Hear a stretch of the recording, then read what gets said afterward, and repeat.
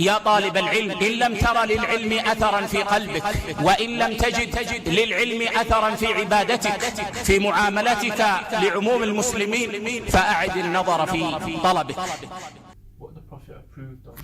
Fantastic. Fantastic. That's what I wanted. What they call that word right there in Arabic is taqreer. Taqreer, they translate it as sometimes silent approvals.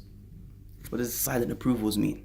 The meaning is, if something happened in the presence of the Prophet, sallallahu alaihi wasallam, meaning the Prophet was in a place, something happened in his presence, he saw something or he heard something, and he never disapproved it or he never corrected that situation, whether he spoke or you could see it visibly in his face, then that action, not authentic, that action goes to show the permissibility, or that shows the permissibility of that action, shall I say.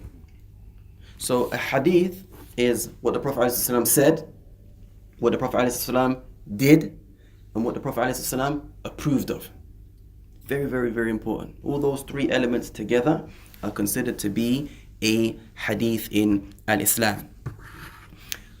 And holding on to the sunnah or the ahadith of the Prophet ﷺ is worship.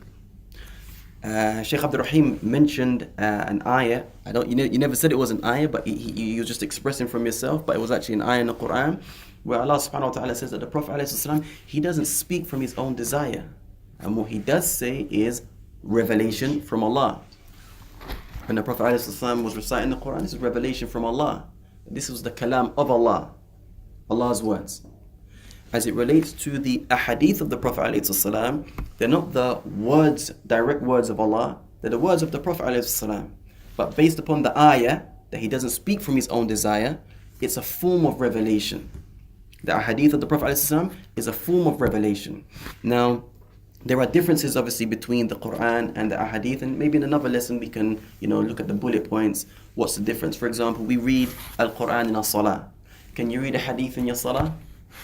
After reading Al-Fatiha, can you say خَيْرُكُمْ مَنْ تَعَلَّمَ الْقُرْآنَ وَعَلَّمَهُ, which is a hadith? لا أبدا.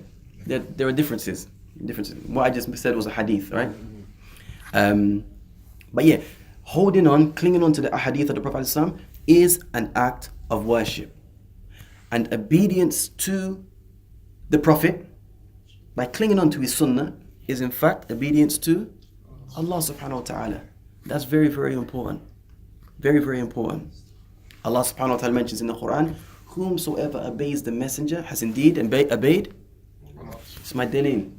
Nobody asked me for a dalil, by the way. When I made that statement, nobody said, what's your dalil? Guys, I don't mind. Sometimes I might make a statement. I'm going to wait for you guys to say, what's your dalil? Alright? Whomsoever has obeyed the Prophet has obeyed Allah subhanahu wa ta'ala. How can we obey the Prophet? What are some of the ways we can obey the Messenger of Allah sallallahu alaihi wasallam? By imitating what he did. By learning the sunnah. Teaching the sunnah. Loving the sunnah. Implementing the sunnah. Alright? Spreading the sunnah. Like that. Jade.